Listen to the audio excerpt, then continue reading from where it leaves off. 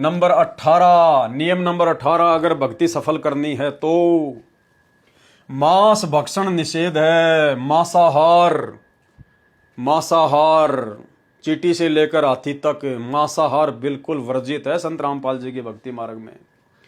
अंडा व मांस भक्षण व जीव हिंसा नहीं करनी है, ये महापाप होता है। जैसे साहिब कबीर जी महाराज व गरीबदास जी महाराज ने बताया है, कबीर जीव हने हिंसा करे प्रकट पाप सिर होए, निगम पुनि ऐसे पाप ते भिस्त गया ना कोई। कि जीव हिंसा करने वाला पापी होता है, पापी, और कभी भी उस स्वर्ग यानी भिस्त की प्राप्ति नहीं कर सकता। कबीर तिल भर मछली खाए के कोटि गऊ दे दान, काशी करोत ले मरे तो भी नरक निदान। एक तिल भर मछली खाके यानी तिल भर मांस खाके यदि आप 1 करोड़ गाय दान कर दोगे तो भी वो पाप नहीं उतर पाएगा। कबीर बकरी पाती खात है ताकि काडी खाड़, जो बकरी को खात है तिनका कौन हवाल। गुरुदेव कह रहे हैं कि जो बकरी होती है वो तो शाकाहारी है, वो तो बेचारी घास फूस और पेड़ के जो पत्ते होते हैं जड़ी बूटियां खा के अपना टाइम पास करती है। बकरी तो शाकाहारी जीव होता है। और जो बकरी को खाता है, ऐसे शाकाहारी जीव को जो खाता है, जो किसी को कोई दुख नहीं देती, केवल दूध देती है, और जो ऐसी बकरी को जो खाता है, कहते फिर उसका क्या होगा, वो तो भगवान के कहर से बच ही नहीं पाएगा। बकरी पाती खात है वाकी काडी खाड़, और जो बकरी को खाता है तिनका कौन हवाल, उसको कौन संभालेगा फिर आगे, कोई नहीं संभालने वाला। कबीर गला काटी कलमा भरे किया कहे हलाल। मुसलमान लोग क्या करते हैं, बकरे का गला काट के वो कलमा पढ़ते हैं, वो मंत्र पढ़ पढ़ के गला काटते हैं, किया कहे हलाल, कि हमने इसको हलाल कर दिया अल्लाह के नाम पे, खुदा के नाम पे। अब हमने ये कलमा पढ़ दिया, अब ये प्रसाद बन गया। साहब लेखा मांगसी तब होसी कौन हवाल।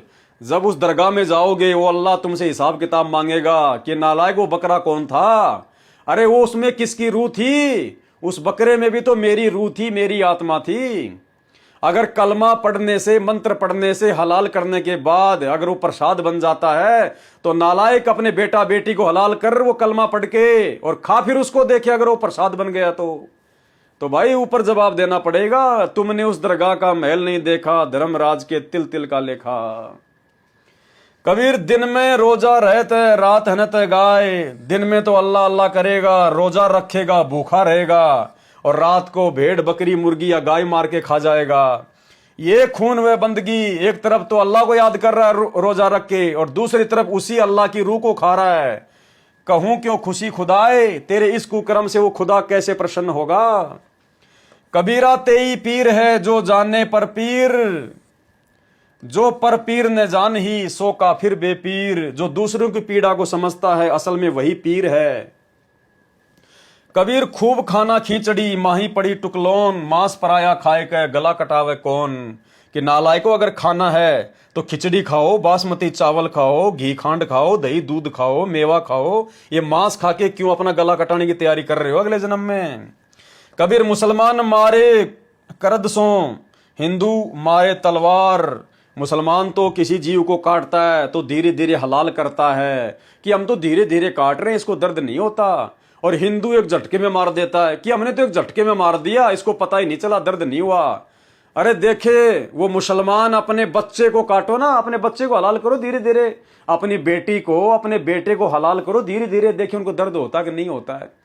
और हिंदू झटके से तलवार से अपने बेटा बेटी को काटो, देखे उसको दर्द होता कि नहीं होता है। इन जानवरों को तो काट देते हम क्योंकि इनके आगे पीछे कोई है नहीं, लेकिन भाई जब ऊपर जाओगे तो इनका भी मालिक वही है जो हमारा मालिक है, बराबर का हिसाब लेगा।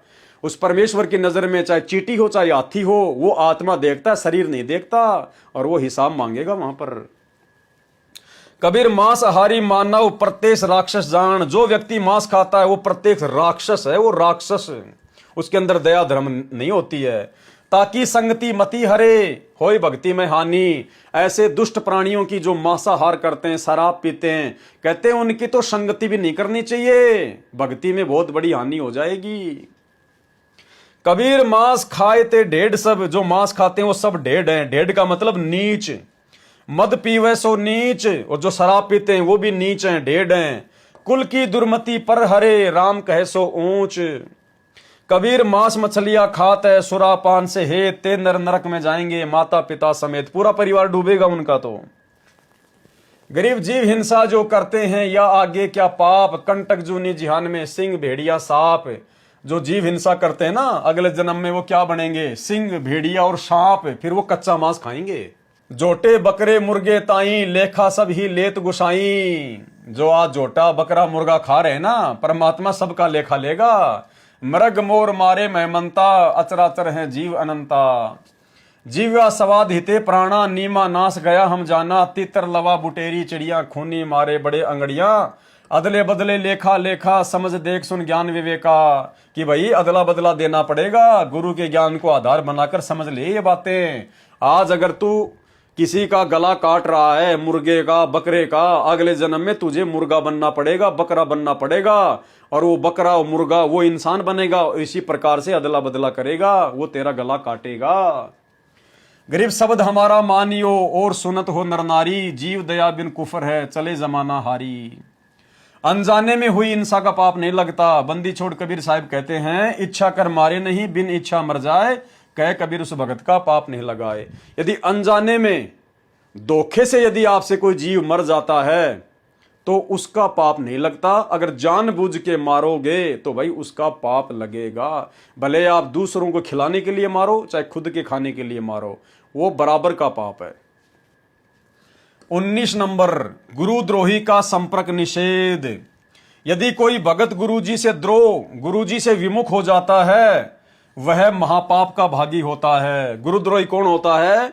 गुरुद्रोही सब कोई कहे, गुरुद्रोही न जाने कोई। जो गुरु से बैर ईर्ष्या करे, गुरुद्रोही कावे सोई। तो जो व्यक्ति अपने गुरुजी की भक्ति को छोड़ देता है, जो गुरुजी को गालियां निकालता है, या जो गुरुजी का जो विरोध करता है, निंदा चुगली करता है, तो ऐसे नालायक व्यक्ति की संगति नहीं करनी चाहिए, अन्यथा महापाप के भागी हो जाते हैं।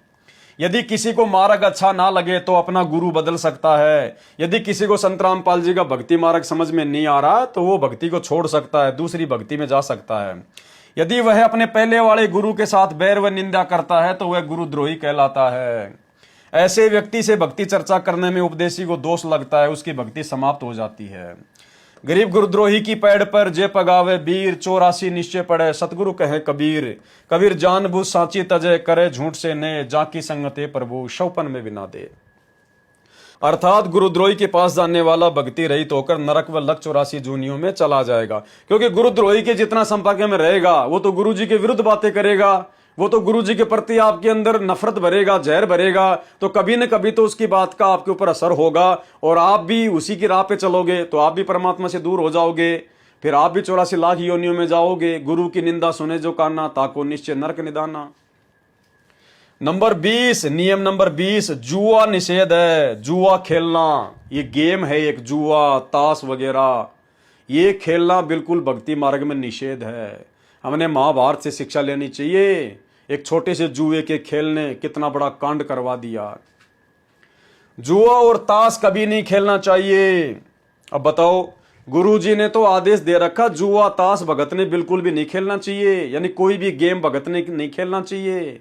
सतनाम के नियमों में तो साफ साफ लिखा, भगत वीडियो गेम भी नहीं खेल सकता। और वर्तमान में भाई साहब, सतलोक आश्रम मैनेजमेंट हरियाणा वालों ने, गुरुजी के परिवार वालों ने गुरुजी के इस नियम की धज्जियां उड़ाते हुए, मनमाना आचरण करते हुए, भगत समाज के कर्म फुड़वाने के लिए, भगत समाज के ज्योति पाठ और दान के पैसों से 50 लाख रुपए की लागत से धनाना गांव के बच्चों के लिए बैडमिंटन का स्टेडियम बनवा दिया। इसको कहते हैं कुपात्रों को ज्योति पाठ और दान का पैसा दे के अपनी भक्ति की ऐसी तैसी करवाना। कबीर मांस बखे और मद पीवे, धन वैश्यासों खाए, जुआ खेले चोरी करे, अंत समूड़ा जाए। भाई ये अंत समूड़ा जाएंगे, अंत में सत्यानाश होगा इन लोगों का भक्ति विधान अनुसार। जिन्होंने धनाना आश्रम में जो बैडमिंटन का स्टेडियम बना के दिया गांव वालों को केवल अपने स्वार्थ के लिए, ताकि धनाना गांव वाले धनाना गांव में बन रहे सतलोक आश्रम का विरोध ना करें।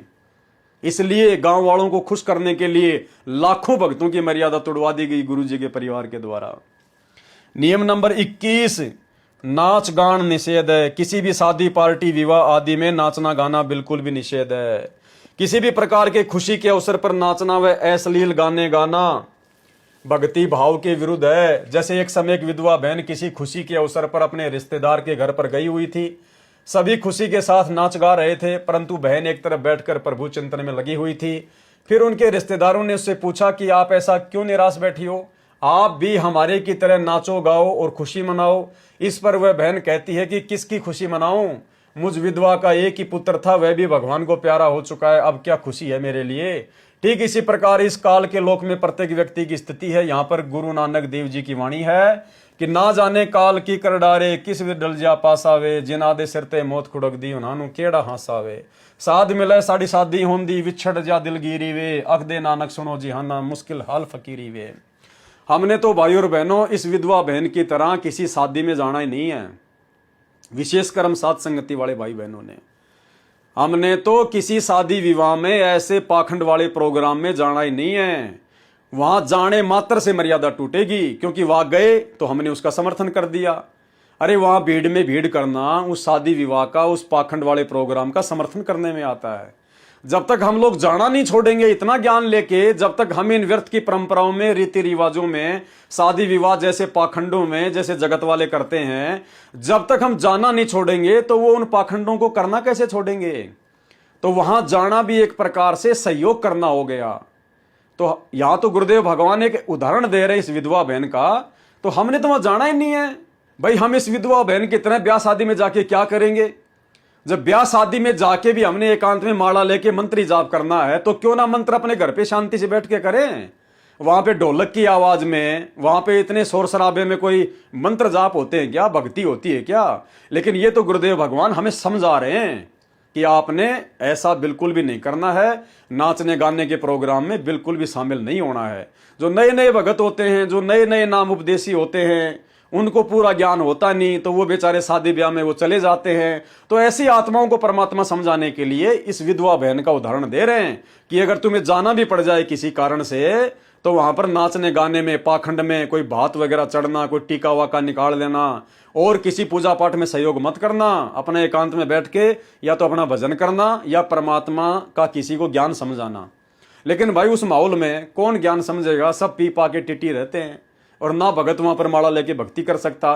तो हम सत्सेवक भाई बहनों ने तो इस बकवाद में पाव नहीं देना है। हमने तो जाना ही नहीं है, चाहे कोई कितना यारा प्यारा हो, कि भैया अगर शादी विवाह करना है तो आपको सीधा साधा तरीका बताते हैं। सबसे पहले तो हमारे गुरुजी से उपदेश प्राप्त करो और उसके बाद में मात्र 16 मिनट में, मात्र 16-17 मिनट में रमणी के द्वारा आपकी शादी संपन्न हो जाएगी। ना लेना ना देना, ना बैंड, ना हाथी, ना घोड़े, ना बाडे, ना बाराती, कुछ नहीं।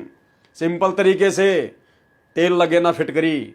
लेकिन वो हमारी बात मानेंगे नहीं। जब वो नहीं मानेंगे तो हम तो भाई सतगुरु के द्वारा ज्ञान से ओतप्रोत कर दिए गए हैं, फिर हम उसकी पाखंड पूजा में क्यों सहयोग करें। जब वो हमारी बात नहीं मान रहे तो हम उनकी बात क्यों माने। अरे हमारी सलाह तो उनके भले के लिए, और उनका पाखंड हमारे भक्ति में जो है वो नियम तुड़वाने वाला है। तो हम भगत होकर उनके पाखंड में क्यों फंसे, जब वो हमारी बात ही नहीं मान रहे, जो अच्छी बात है। तो हमने तो जाना नहीं है बिल्कुल भी। कबीर साहिब जी कहते हैं कि कबीर झूठे सुख को सुख कहे, मान रहा मनमोद, सकल चबीना काल का, कुछ मुख में कुछ गोद। कबीर बेटा जाया खुशी हुई, बहुत बजाए थाल, आवण जावण लग रहा ज्यों कीड़ी का नाड़। विशेष स्त्री तथा पुरुष दोनों ही परमात्मा प्राप्ति के अधिकारी हैं। स्त्रियों को मासिक धर्म के दिनों में भी अपनी दैनिक पूजा, ज्योति लगाना आदि बंद नहीं करना चाहिए। नहीं किसी के देहांत या जन्म पर दैनिक पूजा कर्म बंद करना चाहिए। माता बहनी होती हैं जिनको पीरियड होते हैं, मासिक धर्म होता है।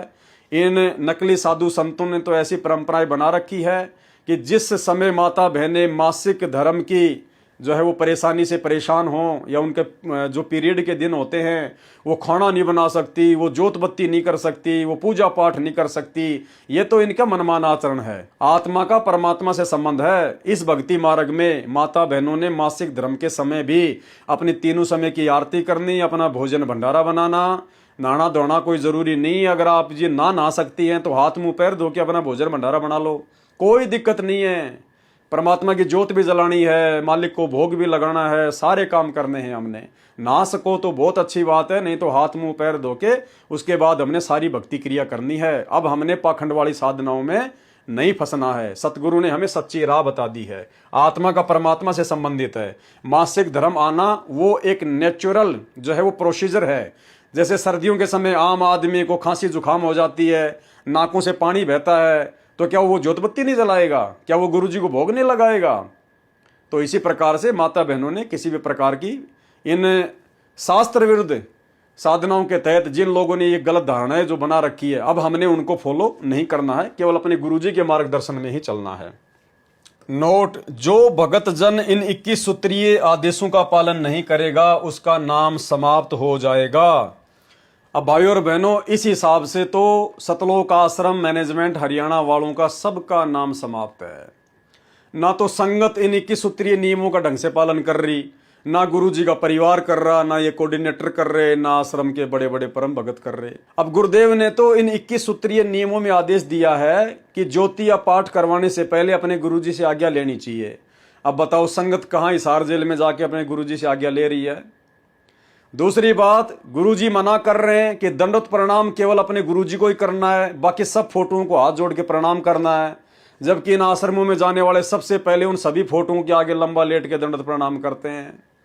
गुरुजी मना कर रहे हैं ताश नहीं खेलना, जुआ नहीं खेलना। गुरुजी के परिवार वाले भक्तों के दान से 50-50 लाख के स्टेडियम बना के दे रहे हैं। गुरुजी मना कर रहे हैं कि किसी को दान रूप में पैसा नहीं देना, किसी को कोई चंदा नहीं देना। ये हरियाणा के जाट आरक्षण में उन जगत वालों को, उन शराबियों को, उन कबाबियों को और राजनीति करने वालों को करोड़ों रुपए चंदे में दे रहे हैं। गुंडों की सीबीआई जांच के लिए 5-5 लाख रुपए चंदे के रूप में दे रहे हैं। तो बताओ ये काहे के भगत हैं ये? तो भाइयों और बहनों, इन 21 सूत्रीय नियमों का वर्तमान में यदि कोई गुरु को भगवान मान के पालन कर रहा है तो सिर्फ और सिर्फ साध संगति से जुड़े हुए सत्सेवक भाई बहन है।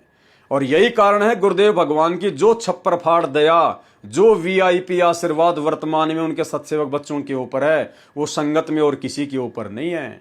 इन आश्रमों में आने जाने वाले सैकड़ों लोगों की मौत होती है, सैकड़ों लोगों की। कोरोना आया, इन आश्रमों से जुड़े हुए सैकड़ों की संख्या में भाई बहनों की सतनाम प्राप्त की, सारनाम प्राप्त की, अकाल मौत हुई। सत्सेवकों का किसी का उंगली का नाखून तक नहीं उतरने दिया भगवान ने। और परमात्मा अपनी किसी भी आत्मा को किसी भी भरोसे नहीं रहने देते हैं। जबकि इन आश्रमों से जुड़े हुए लोगों के घरों में लड़ाई झगड़ा, छोटी छोटी बातों पे मनमुटाव, राग द्वेष, ईर्ष्या। खुद गुरुजी के परिवार की शिकायतें हर सप्ताह हिसार जेल में जाती है, आपस में शिकायतें करते हैं एक दूसरे की। ये इनका रोना धोना होता है वहां पर। गुरुजी की मिलाई का मतलब क्या है? गुरुजी के परिवार का आपस में राग द्वेष, ईर्ष्या, रोना धोना। गुरुजी उसने ये कर दिया, वो ये नहीं कर रहा, वो मेरी बात नहीं मान रहा। तो भाइयों और बहनों, हर तरफ काल का जबरदस्त पहरा है और इस काल में संगत को भी अपनी जकड़ में जकड़ रखा है मैनेजमेंट के माध्यम से। परमात्मा की दया हुई हम सत्सेवक भाई बहनों के ऊपर, जो मालिक ने हमें सद्बुद्धि बख्शी, परमात्मा ने अपनी पहचान करवाई और डर कर हमसे भक्ति करवा रहे हैं। और सभी 21 सूत्रीय नियमों का हम भाई बहन पूर्णतया पालन कर रहे हैं।